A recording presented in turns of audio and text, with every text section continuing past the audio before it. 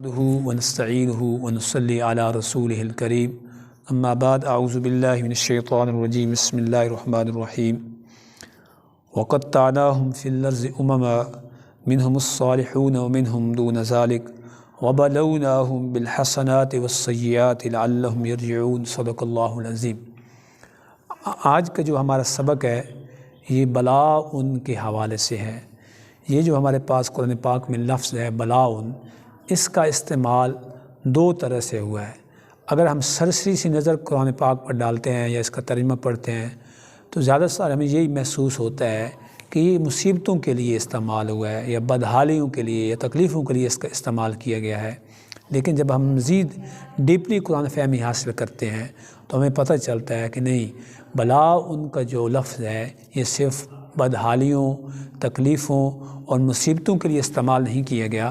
بلکہ یہ خوشحالیوں کے لیے بھی اور اچھی باتوں کے لیے بھی، اچھے دنوں کے لیے بھی اس کا استعمال قرآن پاک میں کیا گیا ہے۔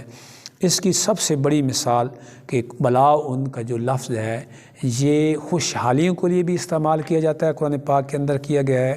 اور بدحالیوں کے لیے بھی، یعنی مصیبتوں، تکلیفوں، پریشانیوں کے لیے بھی بلاء کا لفظ آیا ہے، اور خوشحالیوں اور نعمتوں کے لیے بھی اسی لفظ کا چناؤ کیا گیا ہے اور یہ لفظ استعمال کیا گیا ہے۔ اور اس کی سب سے بڑی مثال جو ہے قرآن پاک کے اندر وہ پارہ نمبر 9 ہے اور سورۃ الاعراف ہے، اور آیت نمبر ہمارے پاس ہے 168۔ فرمایا گیا کہ وَبَلَوْنَاهُمْ بِالْحَسَنَاتِ وَالسَّيِّئَاتِ، یعنی پہلے لفظ بلاؤ یعنی اسی کا استعمال ہوا ہے جیسے بلاء میں کہہ رہا تھا،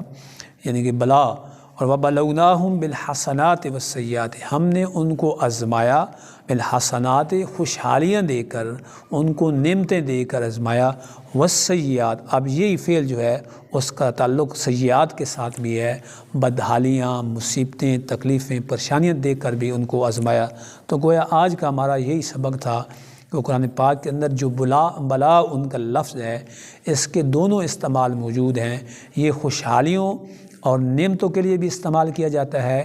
اور بدحالیوں اور مصیبتوں اور تکلیفوں کے لیے بھی اس کا استعمال کیا گیا ہے، اور اس کی مثال ہمارے پاس یہی ہے وَبَلَوْنَاهُمْ بِالْحَسَنَاتِ وَالسَّيِّئَاتِ۔